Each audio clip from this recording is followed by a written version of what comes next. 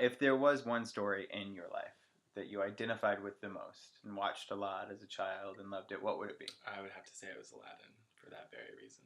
I watched a lot as a child, and actually people in school, in middle school, used to call me Aladdin. So what part of that story did you identify with the most? Probably how Aladdin struggles to figure out who he truly is, and despite what everything around him tells him, the same thing for me. So here's a kind of silly question, I guess, but who would be your sidekick or your companion? I guess who would be your Abu? I would have to say in my life so far, I've had 3 Abus. One would be when I was younger, my younger sister. We were very close.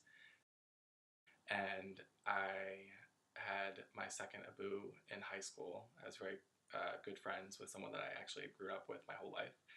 And my final Abu would be my best friend Andy.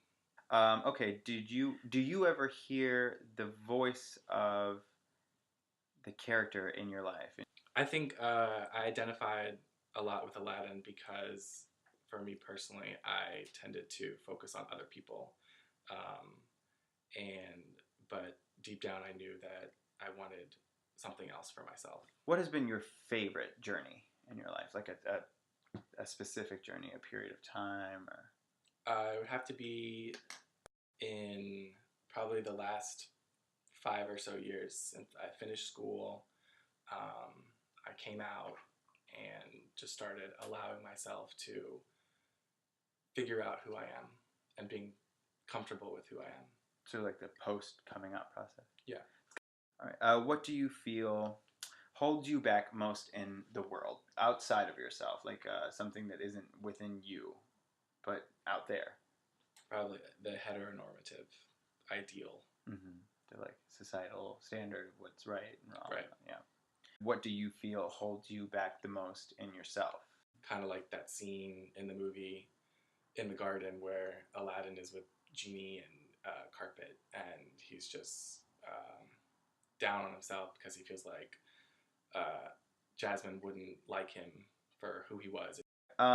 So our final set of questions, the happy ending. Do you believe in happy endings?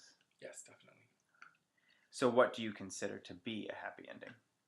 For me, a happy ending is kind of like that Full House moment where the music changes and Danny Tanner, dad, is gonna help you see what you've learned. Who would be your genie? My genie would probably be my family because they are kind of the ones that have been there to support me and point me in the right direction. But initially, they were kind of throwing me into this ideal. It's almost like your family gave you the 3 wishes, and the first 2 you used to create this prince.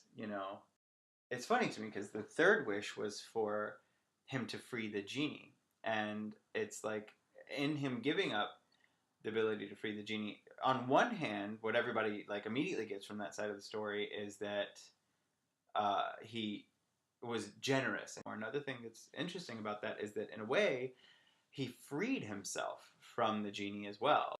You can have anything you want, and that comes with the price, that comes with pressure. Right. And so in freeing the genie, he freed himself from that pressure to make the absolute right decision. The right choice. Right. And so in a way, it's like your family may have pushed you one way or pushed you the other, but ultimately what they did was encourage you to use your 3rd wish to free yourself and become who you are. Right. Who's your Jasmine? Do you have a Jasmine in your life right now? Not currently. Not currently. Jasmine would be the idea of being with someone like, what do you want, like a family? Do you want a husband and children? Yeah, I want that whole, in my head, I want 4 kids, 2 boys, 2 girls. Then you look at Jasmine's story and how Jasmine is working toward you. Do you know what I mean? So if society is the villain, Jasmine is the idea of you and your family. It's like Jasmine fighting to be free, to be among the people. Jasmine, let's say, is marriage rights, even to make it something as concrete as that. Jasmine also fights to be out among the people and free, and she feels like she's hidden in this privileged sort of world that's like got walls around it. She wants to be free to choose who she marries. Right. And that totally goes along with like your metaphor. So isn't this crazy? I love this. Anyway, okay, well, thank you so much for participating in La Voce to you, and thank you all for watching. Again, we encourage you to consider donating to the La Voce to Me project so that you can also participate in this project as well.